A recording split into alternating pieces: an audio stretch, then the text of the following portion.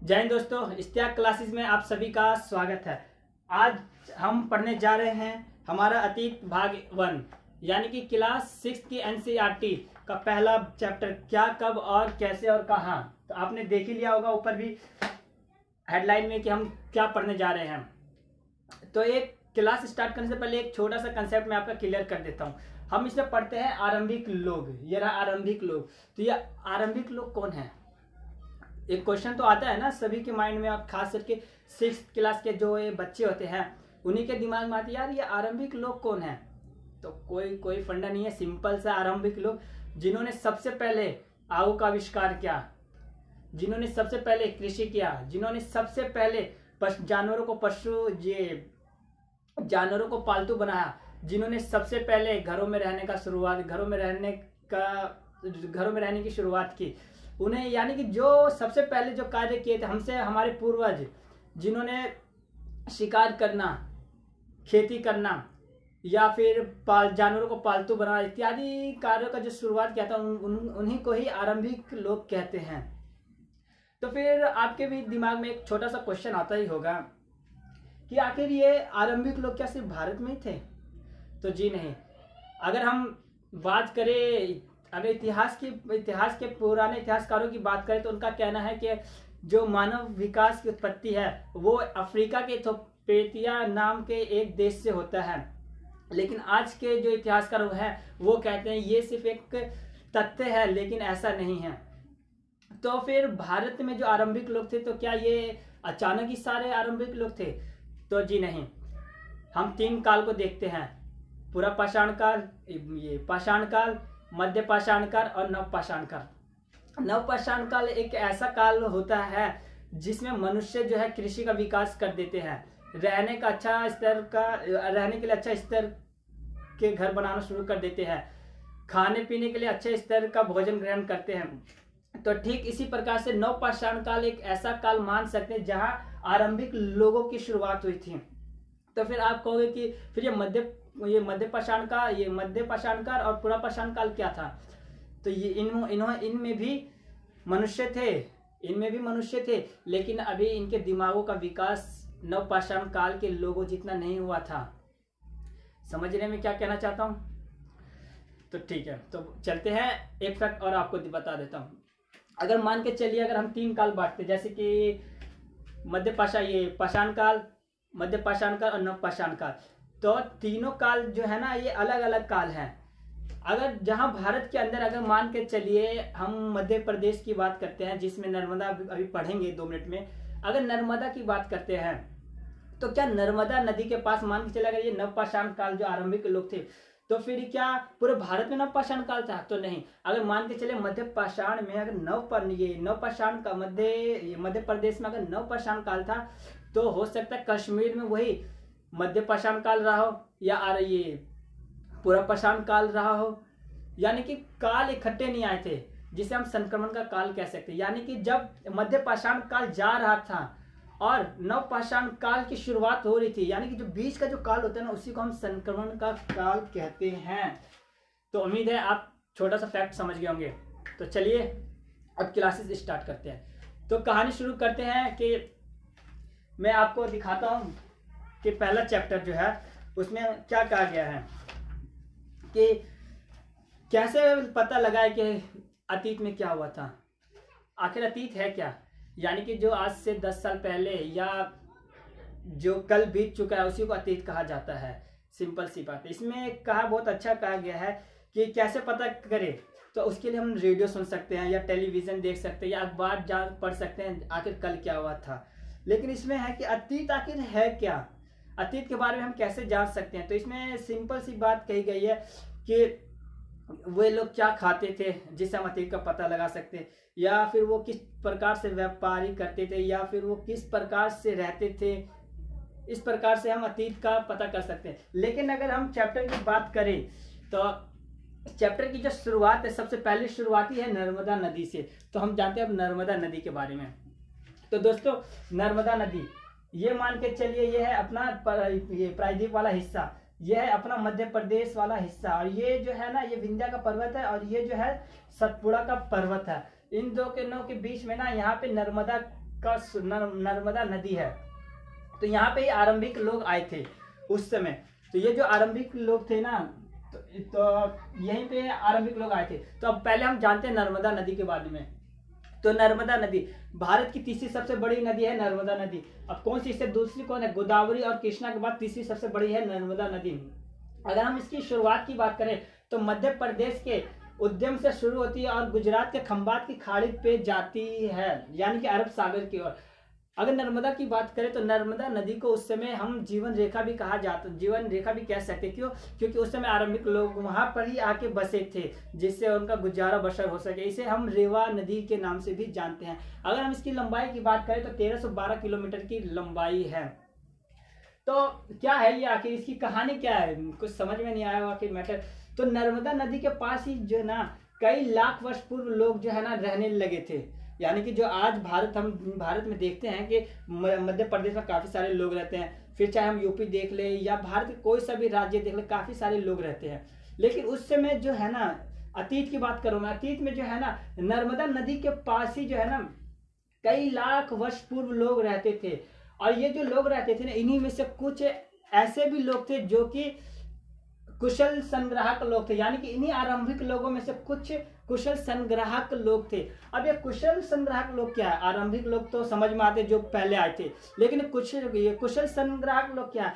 तो कुशल संग्राहक लोग उन्हें कहा जाता है जो हर चीज से परिचित हो जाते हैं, यानी कि उस परिस्थितियों के लिए परिचित हो जाते हैं कि कैसे अब परिस्थितियों का सामना किया जाए। तो यानी कि ये लोग अब विशाल संपदा से परिचित थे। यानी कि उस समय जो जंगल थे ना, सभी जंगलों से ये परिचित हो चुके थे, भोजन से परिचित हो चुके थे। अगर हम बात करें भोजन, तो ये जो कुशल संग्राहक लोग थे ना, ये अब जड़ फल फूल खाने लगे थे। खा तो ये भी रहे थे, लेकिन अब ये जो आरंभिक लोगों से थोड़ा तेज ये हो चुके थे, क्योंकि ये जो कुशल संग्राहक लोग थे ना, ये समझदार लोग हो चुके थे।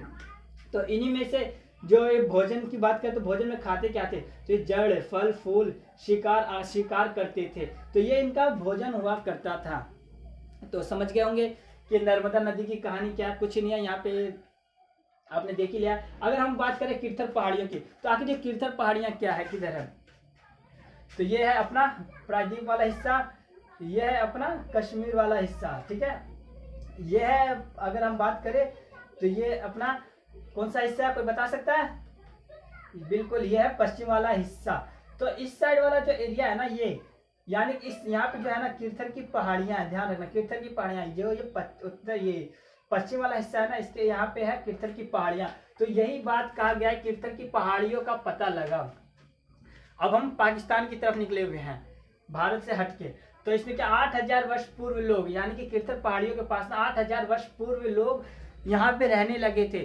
तथा यहाँ पे जो स्त्री पुरुष थे ना, इन्होंने गांव यानी कि अब गांव का विकास कर लिया था, गांव के रूप में रहने लगे थे। सबसे पहले अगर कहा जाता है तो यही जो लोग थे ना, जिन्होंने ये 8000 वर्ष पूर्व जो आए थे, इन्होंने गेहूं और जौ को उपाजना आरंभ कर दिया था। अगर हम बात करें तो ये जानवर यानी भेड़ बकरी गाय इत्यादि को इन्होंने पालतू बनाना शुरू कर दिया था। तो हम देख सकते हैं कीर्थर की पहाड़ियों के बारे में कितना अच्छा फैक्ट है। एनसीईआरटी पढ़ोगे ना तो बिल्कुल यही चीज रहेगा, लेकिन वो लाइन बाय लाइन रहेगा, लेकिन मैं उन्हीं उसी लाइन में से ना मैं सभी चीजों को काट के निकाला हूँ। तो कीर्थर की पहाड़ियां क्या है? तो कीर्थर की पहाड़ियों के करीब लगभग 8000 वर्ष पूर्व लोग यहाँ रहने लगे थे। तो इन्हीं में से कुछ ऐसे लोग थे जो स्त्री पुरुष जो लोग थे ना, वो गांव में रहने लगे थे। और ये जब जाहिर सी बात है, अब गांव में रहने लगेंगे तो भोजन की तो तलाश चाहिए। तो भोजन के लिए इन्होंने गेहूं और जौ को पालना शुरू कर दिया। अब उसके लिए इन्होंने भेड़ बकरी भी पालना शुरू कर दिया। अगर हम आगे की बात करते हैं यानी उत्तर पूर्व और मध्य भारत की, तो उत्तर पूर्व की बात करते हैं तो उत्तर पूर्व जो है ना, ये एक ऐसा स्थान है जो हम बचपन से पढ़ते हुए आते हैं। अगर हम देखें उत्तर पूर्व, तो यानी कि उत्तर पूर्व वही वाला हिस्सा मेघालय वाला जिसे हम बचपन से याद करते रहते हैं, गारो खासी जयंतिया पहाड़ियां नाम की। अगर हम प्रायद्वीप के इस साइड जाए ना, तो ये है हमारा जो है ना, ये पूर्वोत्तर वाला हिस्सा है। और पूर्वोत्तर वाले हिस्से के पास ना ये वाला जो हिस्सा है ना, ये है हमारा मेघालय जिसे हम गारो कहा जाता है। और यही बात कहा जा रहा है उत्तर पूर्व यानी कि गारो की बात। मध्य भारत यानी कि अभी मैं मध्य प्रदेश बनाया था ना आपके लिए, नर्मदा नदी वाला, वहां की बात की जा रही है। तो उत्तर पूर्व के पास की बात करें तो यहाँ पे ना सबसे पहले कृषि का विकास हो चुका था। यानी कृषि का विकास भारत में अब इस स्थान पे हम देखते हैं। लेकिन जो सबसे पहला जो चावल है ना वो कहाँ उगाया गया था? मध्य प्रदेश के विंध्या के उत्तर में, यानी कि ये मध्य प्रदेश है, इसके उत्तर में नॉर्थ में ये वाला हिस्सा जो है यहाँ पे चावल का विकास हुआ था, यानी कि उत्तर पूर्व गारो में कृषि का विकास हुआ था। लेकिन मध्य भारत में हम क्या देखते हैं? विंध्या के उत्तर में चावल का विकास हो चुका था। अगर हम सिंधु नदी की बात करें तो सिंधु नदी एक ऐसी नदी थी उस समय क्या आज भी एक ऐसी नदी है जिसके लिए काफी विवाद होते रहता है पाकिस्तान और भारत का। लेकिन उस समय 4700 वर्ष पूर्व की बात करें, यानी कि सिंधु नदी के पास जो है ना आरंभिक सभ्यता का विकास हुआ था, जिसे हम सिंधु घाटी सभ्यता भी कहते हैं। यही वो सभ्यता थी जो विश्व की सबसे प्राचीन सभ्यताओं में से गिनी जाती थी। इसी सभ्यता के पास आरंभिक नगर फले फूले भी थे, जिसे हम सिंधु घाटी कहते हैं। लेकिन इसमें एक आता है गंगा व सहायक नदियां और इसकी सोन। तो आखिर गंगा हम देखते हैं उत्तर की नदियां हैं, सोन देखते जो बिहार के पास मिलते हैं हमें, लेकिन इसकी सहायक नदियां क्या होती है? अब सहायक नदियां किसने कहते हैं? सहायक नदियां उन नदियों को कहते हैं जो बड़ी नदियों में आके मिलती है, यानी कि जितनी भी छोटी छोटी जो नदियां होती है ना वो किसी बड़ी नदियों में जब मिलती है ना तो उन्हें सहायक नदियां कहते हैं। तो जो ये लाइन है गंगा सहायक तथा सोन नदी, तो आखिर ये है क्या? तो उस समय जो है ना अगर हम बात करें तो वो एक क्या उस समय ना परिस्थितियां काफी थी, क्योंकि उस समय आज के जैसा टेक्नोलॉजी नहीं था, आज के जैसे गाड़ियां नहीं थी, ना हवाई जहाज था। तो उस समय लोग यात्राएं कैसे करते थे? तो बताया गया उसी से रिलेटिव, तो जो लोग थे ना इस नदी के लिए, यानी कि गंगा व सहायक नदी, यानी कि ये जो नदियां जो है ना गंगा शुरू कहाँ से होती है? हम देखेंगे जब वीडियो बनाएंगे गंगा की तो देखेंगे कि उत्तराखंड से कैसे शुरुआत होती है इसकी। लेकिन ये जब बिहार के अंदर जाती तो हम बिहार के उत्तर में देखेंगे तो वहाँ पे ना मगध की स्थापना होती है। मगध जैसे राज्य का विकास होता है जिसमें चंद्रगुप्त मौर्य जैसे राजा भी आते हैं, पाटलिपुत्र का विकास होता है। तो उसी से रिलेटिव बताया गया है कि कैसे ये जो नदियां थी ना ये एक दूसरे के काम आती थी, तो लोग यात्रा करते थे। अब ये यात्रा जाहिर सी बात है उस समय कुछ तो था नहीं, तो जोखिम उठा के आपदाओं से बच करके ये यात्रा करते थे ताकि किसी अच्छे स्थान पे रह सके। लोग काम की तलाश के लिए यात्रा करते थे। उस समय जो युद्ध होते थे तो सेनाएं जाती थी विजय हासिल करने के लिए, तथा व्यापारी लोग जाते थे अपने माल का व्यापार करने के लिए। शिक्षक जो थे, जितने भी अध्यापक थे या शिक्षक थे, वो अपने ज्ञान की तलाश में और ज्ञान देने के लिए भी यात्राएं करती थी। तथा कुछ ऐसे लोग भी थे जो नए नए जगहों की खोज की तलाश करते थे। लेकिन इन सभी से क्या हुआ?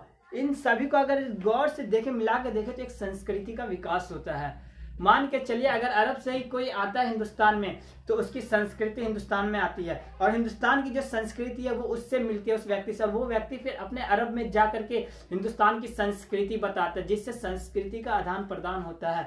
अगर हम व्यापार की बात करें तो मान के चलिए अगर कोई बाहरी देश से हीरा लेके आ रहा है तो यहाँ से भी मन के लेके जाएगा, और जब मन के लेके जाएगा, सिक्का लेके जाएगा, तो यहाँ के वस्तुओं का आदान प्रदान होगा, जिससे विदेशी व्यापार में बढ़ोतरी भी होगी। तो हमने देखा। अब हम आगे आते हैं, इंडिया का नाम आखिर कैसे पड़ा? आप सोचते हैं ना कि इंडिया का नाम कैसे पड़ा, तो सबसे पहले इंडिया का नाम, तो इंडिया का जो नाम है ना, इंडिया का जो नाम है ना वो इंडस शब्द से निकला है। अब इंडस क्या है? इंडिया का जो नाम है ना वो इंडस शब्द से निकला है। इंडस को संस्कृत में सिंधु कहा जाता था। गौर से सुनिएगा, इंडिया का नाम कैसे बना है? इंडिया जो है ना इंडस से निकला है, और इंडस को संस्कृत में क्या कहते हैं? सिंधु कहते हैं। अगर हम 2500 वर्ष पूर्व की बात करें तो उत्तर पश्चिम से आने वाले, यानी कि ये वाला हिस्सा, जैसे कि अभी मैंने बताया था ना, ये वाला हिस्सा, ये वाला हिस्सा जो है इस साइड से जो आने वाले, यानी कि उत्तर, ये वाला उत्तर पश्चिम, इस साइड से जो आने वाले ईरानी और यूनानी लोग थे ना, इन्होंने सिंधु को हिंदोस या इंदोस कहा था। फिर से एक बार मैं रिपीट करें तो इंडिया का नाम किससे पड़ा? इंडिया नाम कैसे पड़ा? इंडस से। इंडस को संस्कृत में क्या कहते हैं? सिंधु। लेकिन 2500 वर्ष पूर्व जो लोग उत्तर और पश्चिम से जो आ रहे थे ना, उन्होंने वो जो आ रहे थे, कौन लोग आ रहे थे? ईरानी और यूनानी जो लोग आ रहे थे ना, उन्होंने सिंधु को क्या कहा? हिंदोस या इंदोस का। लेकिन वहीं सिंधु नदी के पूर्व की भूमिका, यानी कि इस वाले, यानी कि इस साइड से, यानी कि पूर्व वाले हिस्से को क्या कहा इन्होंने इंडिया कहा। लेकिन वहीं उत्तर पश्चिम में, यानी कि जो इस साइड लोग रह रहे थे, उत्तर पश्चिम में रहने वाले लोगों के लिए इन्होंने भारत का प्रयोग किया है। तो समझ रहे हैं। तो दोस्तों अब आगे चलते हैं। तो अब आगे देखते हैं, तो हम देखें ताड़पत्रों की पांडुलिपियां। तो सबसे पहले हम ये वाला हिस्सा है ना, इसको हम अलग बाद में देखेंगे, अभी पहले हम पांडुलिपि देख लेते हैं। तो पांडुलिपि क्या है? ये एक अंग्रेजी का शब्द है पांडुलिपि, लेकिन ये आया क्या है? तो ये लैटिन शब्द के मैन्युस्क्रिप्ट से आया। कहाँ से आया है? ये लैटिन शब्द के मैन्युस्क्रिप्ट से आया है। मैन्युस्क्रिप्ट का अर्थ होता है मेनू, जिसका मतलब होता है हाथ से निकला। यानी कि क्या हाथ से क्या निकला? यानी कि जो हम लिखे हैं वो निकला। अगर पांडुलिपि की अगर बात करें तो हाथ से लिखी होने के कारण ये पांडुलिपि कहलाती हैं। अगर अब हम ताड़पत्रों की बात करें तो ताड़पत्र क्या, यानी कि आप किताब में अब यानी कि पहले अध्याय के चैप्टर में देखेंगे तो आपको एक ताड़पत्र मिलेगा। तो यानी कि है क्या? यानी कि हिमालय के क्षेत्र में ना एक भोज नामक पेड़ है, जिसके ऊपर हम लिखा करते थे, जो कि ताड़पत्री कहलाया या पांडुलिपि कहलाता था। तो आखिर ये भोज नामक से कैसे आखिर लिखते थे? तो सबसे पहले भोज नामक पेड़ के पत्ते को लेते थे, और इसी जो ताड़ के पत्ते को लेते थे, इसी पत्ते को ना हम काटते थे, काट करके ना अलग अलग करते थे। फिर अलग अलग करने के बाद उनके ऊपर ना झील सजा करके ना उन्हें संग्रहित करके ना एक किताब का निर्माण करते थे। अब अभिलेख किसे कहते हैं? यानी कि पत्थर धातु कठोर सतह पे उत्कीर्ण किए गए लेख को अभिलेख कहा जाता है। आखिर ये अभिलेख क्यों लिखवाए जाते हैं? उस समय के जो राजा थे ना, वो आदेशों का पालन करवाने के लिए लेख लिखवाते थे। यानी कि उन परिस्थितियों के अंदर जो जहाँ राजा रानी रहा करते थे, क्या घटनाएं घट रही है या क्या होने की संभावनाएं है, उस चीज के लिए वो अभिलेख लिखवाया करते थे या पांडुलिपि लिखवाया करते थे। अगर सिंपल सी बात करो, अभिलेख किसे कहते हैं? कठोर पत्थर कठोर धातु की सतह पे उत्कीर्ण किए गए लेख को अभिलेख कहते हैं। क्यों? क्योंकि ये लोग आदेशों का पालन कर सके। सिंपल सा फंडा। अब हम आगे चलते हैं, पुरातात्विक किसे कहते हैं? तो सिंपल सी बात, अतीत की बनी हुई वस्तुओं का अध्ययन करने वाले को पुरातात्विक कहते हैं। इतिहासकार कुछ अलग है। पुरातात्विक की अतीत की बनी हुई वस्तुओं का अध्ययन करने वाले को पुरातात्विक कहते हैं। अब कौन सी वस्तु भाई साहब? उस समय की पत्थर, ईंटें, इमारत, मूर्तियां, आभूषणों का अध्ययन करने वाले को पुरातात्विक कहते हैं। लेकिन अगर हम जमीन के अंदर जाए, अगर मान के चले हमें हड्डी मिल गई, यानी कि जानवरों की हड्डियां मिल गई, चिड़ियों की हड्डियां मिल गई, मछलियों की हड्डियां मिल गई, तो कैसे? तो इनका भी अध्ययन करने के लिए पुरातात्विक ही जाते हैं, जिससे हमें पता चलता था कि उस समय के लोग क्या खाते पीते थे। उस समय के लोग ये पुरातात्विक जो है ये खान और अन्न के भी दानों का अध्ययन करते थे, जिससे पता चलता था कि उस समय के लोग क्या खाते थे। अगर हम हिंदू सभ्यता की बात करें तो हमें भी काफी सारे अन्न के ढेर मिले हैं, जिसे ये अन्न के वो ढेर मिले हैं जहां वो अन्न जमा करते थे। तो हम देख ले पुरातात्विक किसे कहते हैं। अब इतिहासकार की बात करें, यानी कि अब जो अतीत का अध्ययन करने